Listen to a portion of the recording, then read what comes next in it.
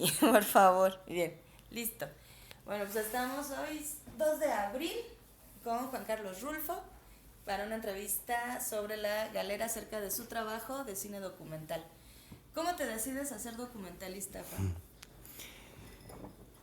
Gracias. Pues mira, todo comenzó cuando parece mentira, pero no lo hablo muy seguido y tampoco me voy a pensar cómo fue. Pero al principio yo no sabía, no tenía idea o no tenía idea de la distinción entre los distintos formatos o géneros cinematográficos. No sabía que existía el cine de ficción, el cine documental. O sea, claro, los ves, pero cuando uno estudia cine, pues hay muchas posibilidades y en un principio uno no está pensando en esas, sino en lo que a mí más me gustaba era tener una cámara, siempre ha sido como muy visual y muy sonoro y me la pasaba horas en un sofá escuchando música, imaginando, soñando cosas, muy aburrido porque no salía a ninguna parte, porque no tenía amigos, porque estaba como pues en un departamento con mi familia en donde pues todo el mundo estaba haciendo la tarea y cada quien estaba en su asunto y salir a ver a un amigo implicaba el permiso de los papás y en esta ciudad, en fin, no fui muy de andar en la vagancia, siempre estuve en la casa viendo la calle desde la ventana y escuchando música, imaginando. Realmente pasé una adolescencia muy aburrida, Ok. lo cual hizo que fuera muy importante, o sea, creo que valoro mucho el aburrimiento. O sea, todo lo que se te ocurre, todo lo que te pasa por la cabeza, muchas cosas muy estridentes por la adolescencia, si quieres, los amores tortuosos, las cachonderías, los impulsos sexuales, todas esas cosas son muy fuertes y las soledades y esta situación de pues no saber qué vas a hacer, a qué dedicarte y tienes que decidir, pues estudiar qué, pues bueno, dónde puedes insertarte que de alguna manera no te aísle de lo que te gusta, pues aparentemente las, una carrera que se llama Ciencias de la Comunicación, que hasta entonces supe que así se llamaba, donde había un espacio para la cinematografía, más bien para la fotografía. A mí la cinematografía me daba mucha flojera porque veía amigos que estaban guardados horas, años, en un cuarto oscuro con una moviola editando pedacitos de película. No se me hacía nada atractivo, ¿no? O sea, el ensoñar historias, imaginar historias, sí me costaba trabajo. El estar imaginando espacios, sí podía hacerlo. O sea, sí imaginaba imágenes, pero no historias. Y en ese sentido fui fan de la fotografía. Mi padre me regaló mi primer cámara, una Rolei de un solo objetivo. Él tenía una de dos objetivos, con eso hizo todas sus fotografías y pues las imágenes siempre me estaban rodeando, ¿no? Estudié comunicación y a la mitad muere mi padre. Ok. Y yo creo que eso fue como el parteaguas que de alguna manera me hizo tener un tema en un principio con el cual arrancar y que el tema además de que tenía que ver con algo muy emotivo, que tiene que ver con tu familia, es que él finalmente se dedicaba a algo que acabas de decir, que es pues a escuchar. Y aprendió a escuchar a través de la vida y a través de aburrirse y a través de estar aislado, a través de la pérdida de su familia. A él le mataron a su padre cuando él tenía 5 años, toda su familia acabó hecha un desastre, él acabó en un orfelinato, en fin, muchas cosas muy estridentes. Y todo eso me fui a darme cuenta cuando de repente, pues, por alguna razón mi madre me dice, como el cuento dice, ¿por qué no vas al sur de Jalisco y preguntas a la gente que se va a morir a ver qué Wow. saben de tu padre, ¿no? Wow. Entonces agarré una camarita me había comprado con mi padre, una cámara de video 8, V8, Ok.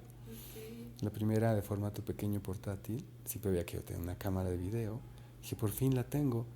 La carrera ya no importa, ¿me entiendes? Sino Sí. los sucesos que iban ocurriendo, que a final de cuentas te iban como dando las cachetadas, que te iban como conformando, nunca en una forma planeada, Ujú. o sea, que uno diga, tengo organizada mi vida de aquí hasta no sé dónde, sino los hechos me fueron llevando. Y así estuve en el sur de Jalisco años todavía, pero ahí me aventé unas 2, 3 semanas conociendo a toda una serie de personajes que a final de cuentas iban a ser mis maestros y eran grandes viejos cuenteros del sur de Jalisco que me contaron cómo había sido mi familia. De mi padre nunca me dijeron nada. Ok. Sí, iba preguntando sobre él, pero a final de cuentas no lo conocieron porque él se fue muy joven, pero de quien me hablaron fue de mi abuelo.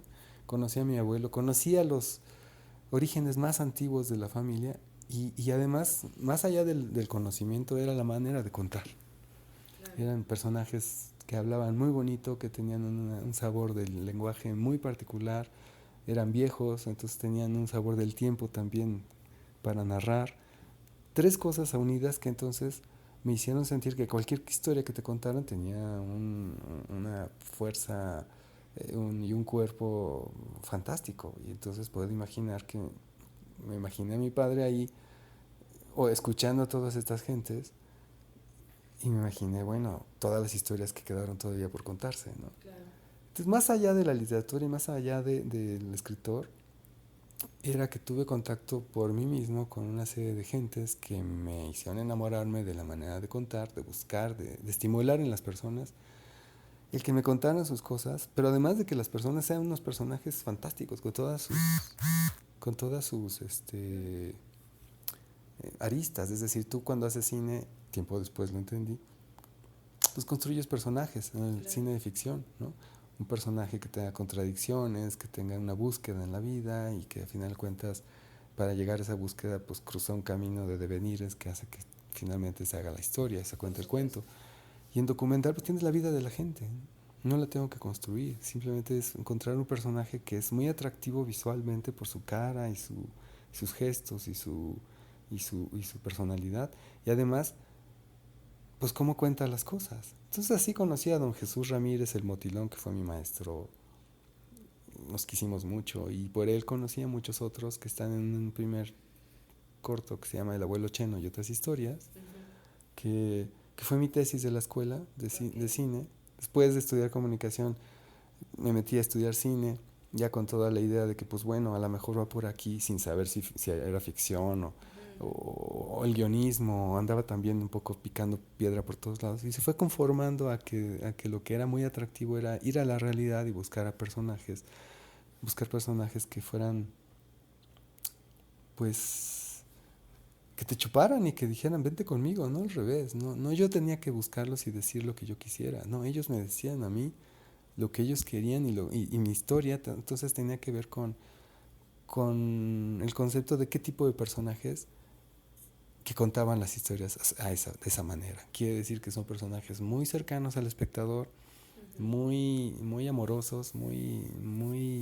netos y que de repente dicen cosas que te hace pensar que pues la realidad, y esto lo hemos oído muchas veces, que la realidad es, pues obviamente supera la fantasía, porque jamás me hubiera imaginado yo poder escribir una historia de ese tamaño, con un personaje de esa magnitud, con ese lenguaje, con esa sabiduría. Y sigo sin pensarlo, o sea, ni lo intento. Si haces una ficción, pues muy concretas, pero un documental es ponerte en un espacio muy especial donde seguramente vas a encontrar sorpresas inimaginables y tienes que dejarte llevar. O sea, si tú vas a hacer una película sobre la educación, por ejemplo, no voy a decir desde el principio lo que quiero, sino me voy a meter y ellos me van a decir lo que está pasando ahí adentro. Y es así de contradictorio, pero así es. Lo complicado es poder contar el cuento, decidir el montaje de todo esto, porque pues es una floritura con miles de flechazos totalmente contradictorios y donde pues a final de cuentas de lo que se trata cuando te metes en un mundo de esos, así son todos los mundos, todos los universos, pues entonces se trata de querer contar todo eso que te están diciendo y ahí es donde está el problema, ahí es donde escribes el guión, cómo organizas toda esa información de todos esos personajes tan ricos y tan maravillosos que encontraste, de todos esos amigos que finalmente acaban siendo amigos, tus mejores amigos en el rodaje son tus personajes y que pues tienes que rendirles tributo al momento de editarlos y de cuidarlos en la mesa de edición durante meses o años incluso para poder contar esa historia que ahí se va a quedar y que además pues vas a convivir con ella cada vez que te pregunten o que la exhibas y que más vale que todos estemos contentos. Por supuesto hay momentos, hay pasajes en la película que dices, híjole, viene esta parte que no me gusta nada, pero no pude hacerlo, tal vez no lo pude resolver, o tal vez es parte de la película. Hay cosas de las gentes que no nos gustan, ¿no? Que pues tenemos que convivir con ellas o acostumbrarte a que ahí viene la parte, esa sección, tú cierras los ojitos y pasa y ya la vuelves a ver y todo lo demás está muy bien. No sé si te respondí, pero sí llegué al documental de una manera muy vivencial, muy natural. ¿Fuiste? Me dejé fluir y me sigo dejando fluir. Y yo creo que esa es la forma. O sea, sí, hay, y además hay de dos formas, de dos sistemas. De los documentales que uno escoge o las películas que uno escoge hacer porque tienes tú una idea locochona y dices va por aquí, y las de encargo. Pero sin embargo, las que han sido de encargo también tienen que fluir por un asunto de lo que a mí me gusta contar, es decir, la forma de contar. A pesar de que sean personajes que fluyen de ese tema que me encomiendan, la selección de esos personajes sí corre a cuenta mía y también la manera de poder montar esas historias de esos personajes, ¿no? Entonces así te apropias de la historia y del tema y de los personajes. Y eso es lo bonito. Leía yo al respecto de una serie que armaste, empezaste el proyecto en 2017, poco más o menos, justamente de una serie de tu padre. Justo el tema de tu padre es el que de alguna manera te coloca en esa parte de escuchar las historias y de cómo las vas a contar tú. ¿Qué pasó con ese proyecto? Bueno, 100 años con Juan Rulfo es, yo creo que el resumen de todo el trabajo que hice desde que comencé. Ok. Es decir, desde entonces fui al sur de Jalisco a preguntarle a estos personajes sobre mi padre. Nadie me dijo nada, pero sin embargo descubrí muchas otras historias que eran más importantes o más interesantes para mí que lo de mi padre. Sin embargo, quedaron pendientes los temas personales y pasando el tiempo decidí que había que entrarle directo al toro. Es decir, no es porque me inhibiera o se me fuera, ¿cómo se dice cuando te apantalla algo? Como cuando ¿Te impusieron? no, como que te domina, algo que te... ¿Que te frene? Cuando alguien te impone mucho, te sacas de onda porque es muy grandote. O sea, no era un asunto de miedo al personaje, era un problema más bien de que había muchas otras cosas que me interesaban mucho también, tal vez por el crecimiento personal o qué sé yo.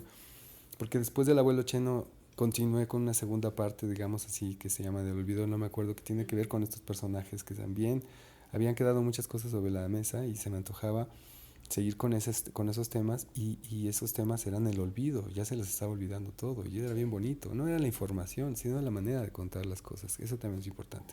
No es un documental informativo, son documentales de creación, son películas de creación armadas con elementos documentales, pero editadas como si fueran ficciones. Luego vino En el hoyo, que es una historia urbana que finalmente tiene que ver con mi espacio. Vivía ahí a un lado de una de esas columnas. Y otra vez son personajes del campo que llegan a la ciudad y se estrellan en un espacio que es el mío, pero donde los puedo entender porque vienen de ese espacio que también adoro, que es el campo, ¿no? Y por el lenguaje. Claro. Y qué mejor lenguaje que el de las albañiles, ¿no? Que es un espacio de slang y de... Pues es todo un homenaje a la forma de contar las cosas, además de sus características. Y otra vez no es informativo, no es cuántas columnas hay, cuánto pesan, cuánto costó. No, es convivir con ellos. Y la historia es un espacio que se abre para estar ahí. Pero había dejado de lado las cosas de mi padre y seguía pensando que me hubiera gustado. Bueno, se iban juntando espacios en el país y en el mundo de lugares que uno va descubriendo y que se antojaba hacer una película con eso, pero no eran lo suficientemente fuertes o completos como para hacerlo. Entonces pensé que a lo mejor se trataría de hacer una película en la que yo iba a esos espacios y pensaba que, como recordando que mi padre los había recorrido y de alguna manera hacía yo un homenaje de compañía, de seguirlo durante sus viajes, ¿no? Y fue creciendo tanto esa historia que no cabían tantos temas y finalmente dije, vamos a hacer una serie y se puso de moda lo de las series, entonces entendí cómo funcionaban las series y dije, claro, ahí donde no cabe tanto material, pues hagamos. Fue como construir un mueble especial que había estado imaginando y encontré la solución. Era muy sencillo. Era un mueble con 6 cajones y en cada cajón ponía cada tema que había estado buscando durante todos estos años. La fotografía, el cine, los asuntos indigenistas de antropología social, el Llano en Llamas, Pedro Páramo y el asunto de la escritura y por qué no volvió a escribir. Y luego este personaje en el mundo, ¿qué piensan de él? Más o menos así fue la serie. Y ya está terminada y este año se presentó para el 2017 justo en su centenario y lo que ha ocurrido de entonces acá es terminarla bien porque fue un poco apurado.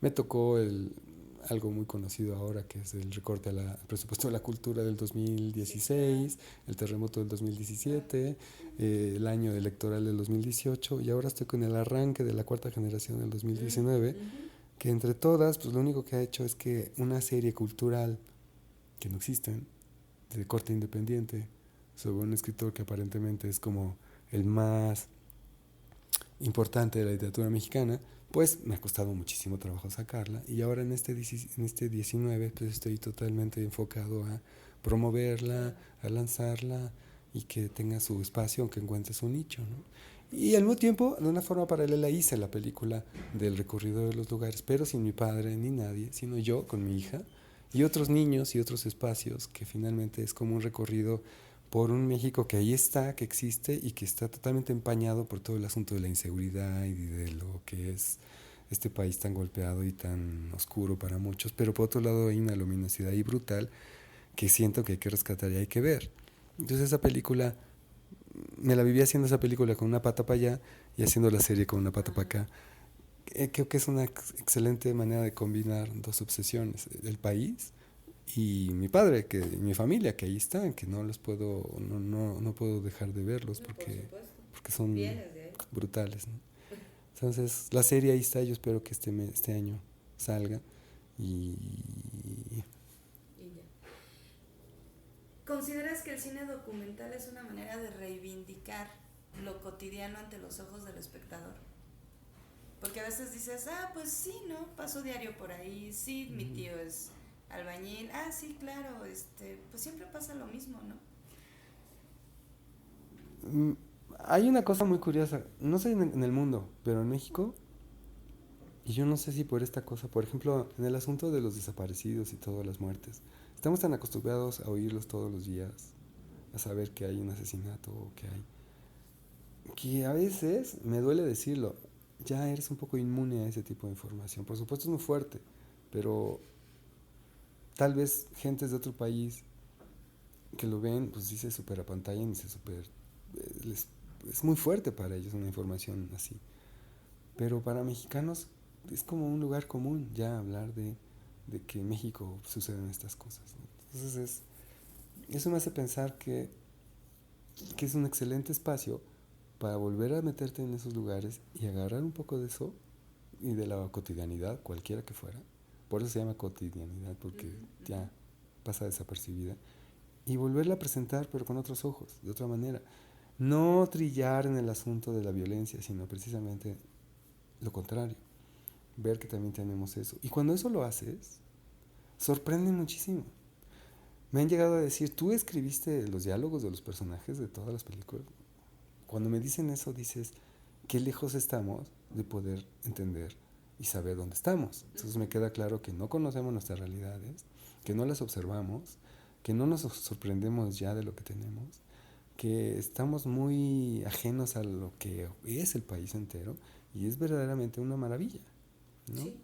Entonces hay temas por todas partes, es un país totalmente inexplorado, virginal en todos los temas, en todas sus geografías, en todos sus espacios emocionales y en todos sus personajes, que no es extraño que te encuentres maravillas en todos lados y que haya películas brutales por hacerse siempre. Entonces no te da la vida ni muchas vidas al tratar de recobrar eso. Y por eso creo que el documental ha tenido como mucha suerte, porque además de que es súper noble, porque te abre las puertas muy fácilmente, tú solo con una cámara o dos personas, te clavas con un grupo de personajes, estás horas, meses, años ahí, y el tema que acabas ordeñando de esa realidad acaba siendo tan especial y tan interesante y que supera cualquier ficción que pudiste haber creado, que obviamente es, y bueno, tiene mucho que ver cómo lo editas y cómo lo trabajas, pero cómo lo cuentas. Creo que en ese sentido hay mucha profesionalidad.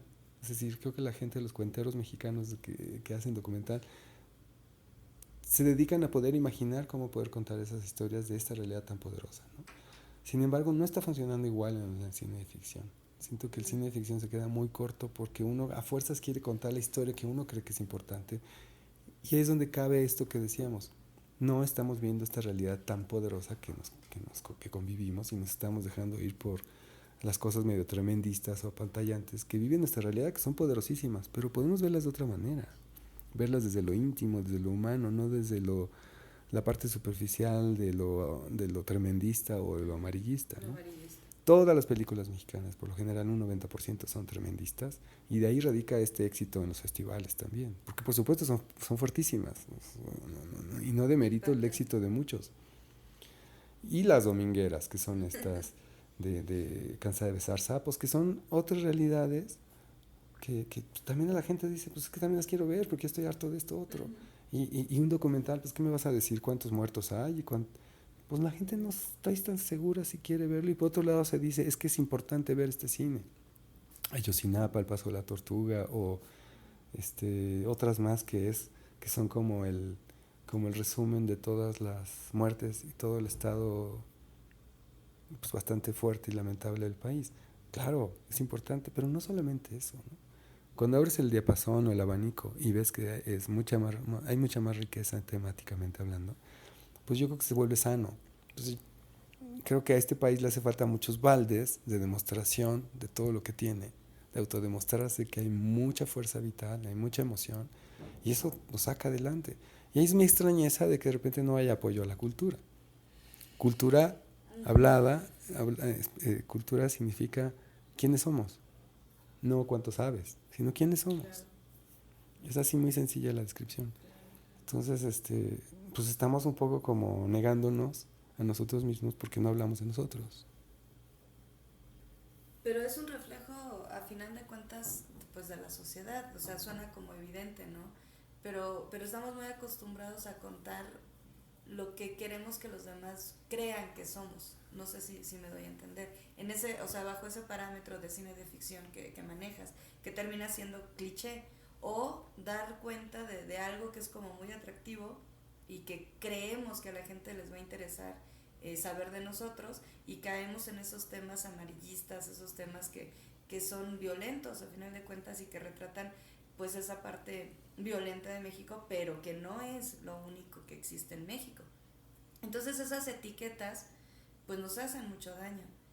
Tristemente no podemos, creo yo, aspirar en un futuro inmediato a cambiar esa cuestión de depurar un poquito la imagen de México, porque hemos vendido a México como eso, como un país violento, un país de abusos, un país un país al cual pues yo creo que los ojos de fuera nos ven y dicen, no, pues no quiero ir, cuando no es cierto. O sea, es un país maravilloso.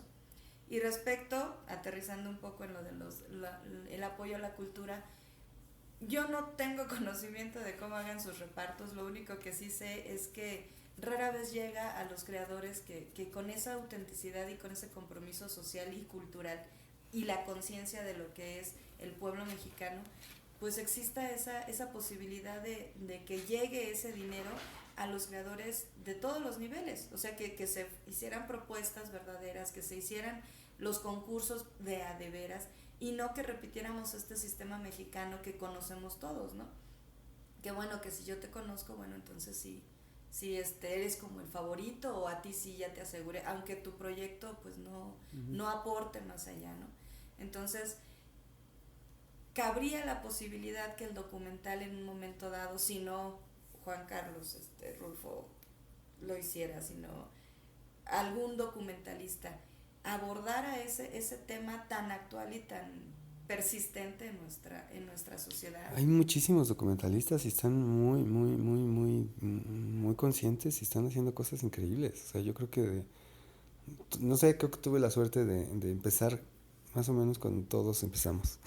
Es decir, pienso en mis profesores en el CCC que estuvieron años atorados en un limbo de nada, saliendo de una etapa de echeverrismo en donde el cine estaba clavado en las ficheras no con Echeverría, sino con López Portillo, y pobrecitos, la verdad es que intentaron hacer lo que pudieron y murieron en el intento algunos, y otros están amargados y otros están ahí grises, y creo que gracias a ellos tuvimos nosotros, en mi caso me siento súper afortunado de haber comenzado cuando había que haber empezado, ¿no? Claro. O sea, todo ha estado perfecto. Me tardé y me he tardado mucho en hacer las cosas, pero creo que ha estado perfecto. Y después de mí vienen varios. Tatiana Hueso, por ejemplo, se me hace fantástica mujer que tiene una sensibilidad para ver una realidad también, muy tremendistamente también, pero no tanto. Es muy sensible y es muy sutil. Pero también están los demás que ya están, que vienen en las comunidades, que ya no es uno o estos otros cineastas que vienen de las escuelas, sino de las propias comunidades con esos programas de Volante Más Allá o por iniciativa propia o gracias a los celulares o lo que sea, que están empezando a sacar sus temas. Entonces, y sí creen en el documental porque otra vez lo que te decía, es un formato súper noble de tal manera que tú puedes hacer las cosas construyendo una historia de tu realidad. Hay miles de realidades por verse, entonces, pues que las hagan todos. O sea, no podía, antes por ejemplo estabas en Chiapas, en una comunidad indígena, y querían hacer Amores Perros. Dije, no, espérenme tantito, pues no. Claro, impactó, tuvo su presencia, su momento, pero... Y lo que necesitamos a veces son como ídolos, ¿no? Como símbolos, así como los deportistas, los futbolistas, bueno, también hay cineastas, qué bueno que Iñárritu. Pero encontrar tu identidad y tu proceso muy localmente, pues es importante. Entonces, bueno, viene toda esa... Es lo que se está viviendo ahorita. Claro, hay otros documentalistas fuertes, pero creo mucho más en ese cine porque hay mucha imaginación, porque hay realidades que ni idea. Ahorita las ficciones que sé que se están haciendo, pues son los mismos temas, son Se repiten. estas confusiones de adolescentes, cada vez más frívolas y pues, muy X. Series de televisión de Netflix ahora, ¿cómo? La Casa de las Flores, que se me hace una nulidad y que según eso es un éxito. Luis Miguel, que fue interesante, pues yo también la vi y me gustó mucho, pero bueno, qué bueno que existe. Pero existen otras que dices, ¿por qué no hay más profundidad en el país, no? Va a ser otra vez Televisa, pero la Netflix, ¿o qué pasa? Entonces sí quisiera pensar que puede haber por ahí una puerta, pero el concepto de serie, como decía cuando lo de la serie de Juan Rulfo, pues abre muchas posibilidades de ver el país de distintas maneras dentro del mismo concepto. Eso me entusiasma mucho. Y también creo que pues es un formato súper moderno, que puedes tomar prestado de donde sea la tecnología, el punto de vista, la imagen que se te antoje. Es decir, ahora más que nunca el espectador acepta lo que le pongas. Prácticamente. ¿No? Según la propuesta. Entonces, entre las nuevas tecnologías, entre un país que pide, o que ahí está, y que la gente, pues, depende de la gente que lo vea, y los formatos estos que están listos para usarse, pues venga, festivales, pues hay, que algunos se medio caen, algunos suben, Guadalajara pues está en transición a no sé dónde, Morelia pues ahí va, otros chiquitos por aquí, por allá, que están tratando de exhibir lo que hacen las nuevas generaciones. O sea, hay. ¿Qué pasa con el presupuesto? Pues bueno, creo que siguen un poco en el desdén de que la cultura no es importante, siendo que es un país que tiene otras necesidades, que eso es lo que siempre nos dicen, desde que me acuerdo. Y siento que es una ceguera muy fuerte. No tienen que arriesgar demasiado, nada más tienen que retomar lo que ya se está produciendo y ponerlo a disposición de la gente, ¿no? Claro. Y creer en el cine nacional y en todo lo nacional, en los aguacates nacionales, pues, en el maíz nacional, que se hagan a un lado con lo de Monsanto y todas estas. Sí, hay con qué. No necesitas darle dádivas a la gente. O sea, Exacto. ¿no? Entonces estoy un poco extrañado con lo que está pasando. Sí quiero creer que ahorita hay una buena opción, pero no entiendo por qué. Los mecanismos todavía no están claros. Los mecanismos están un poquito como... se le bota la primera y te quieren meter la segunda, ¿no? No sé. Ok, bueno, y ya como para terminar esta charla, ¿qué le dirías a las nuevas generaciones que están acariciando o que ya están estudiando cine? ¿Cuál sería una razón por la cual explorar esta parte de cine documental? ¿Qué les dirías a ellos? Bueno, que hay muchos prejuicios y clichés que hay que hacer a un lado El documental es muy poderoso, es muy noble, es muy rico, es muy paciente, es muy solitario también, necesita que crean en él. Cada documental necesita crear toda su especie de casita de lanzamiento. No hay nada escrito, nadie te tiene que decir cómo hacer las cosas. Tú tienes que creer en ti, tú tienes que enamorarte de esa realidad en la cual tú quieres vivir y construir el lenguaje y el mensaje que quieras traer de ahí para descubrir la película que quieres hacer a través de la realidad, no al revés, ¿no? Exacto. O sea, tú no puedes llegar con esa realidad diciendo quiero hacer una película sobre algo que a mí me importa. No, la realidad te va a decir a ti lo que es importante. Si no, pues ¿qué sentido tiene? O sea, vas a ir a descubrir cosas. En una ficción, pues tú estás construyendo la realidad y ya sabes lo que quieres, pero en una ficción, en un documental, no. Y eso es lo fantástico, ¿no? Si tú te metes a un pueblo indígena y quieres hablar de los sueños, pues a ver cómo te va.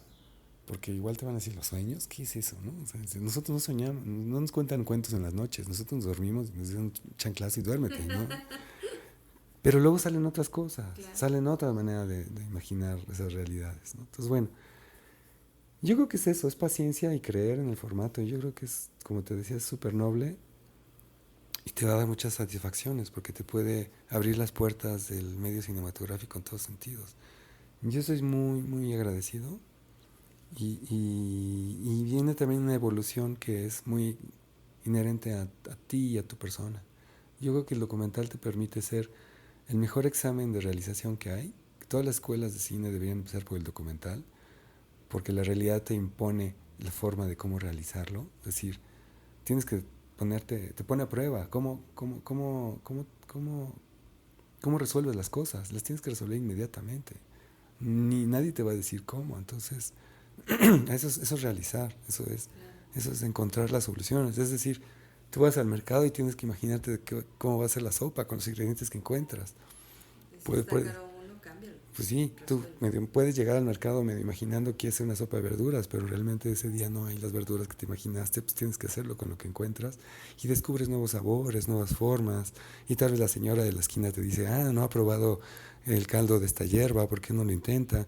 Y te deja sorprender de esa receta, porque además al momento de la plática con esta señora seguramente te recordó a tu mamá y entonces te vino a la mente un olor y entonces tal vez hay que echarle un poquito de queso de cotija y así, y al rato regresas y haces una sopa la cual nunca te imaginaste que ibas a hacer cuando saliste al mercado. Eso es el cine documental, ¿no? Y es fantástico. Ay, bueno, muchísimas gracias por tu generosidad y pues espero que cuando ya tengamos la galera pues nos hagas el favor de estar con nosotros y bueno, ya te daremos tus números y shalala. Encantado. Muchas gracias.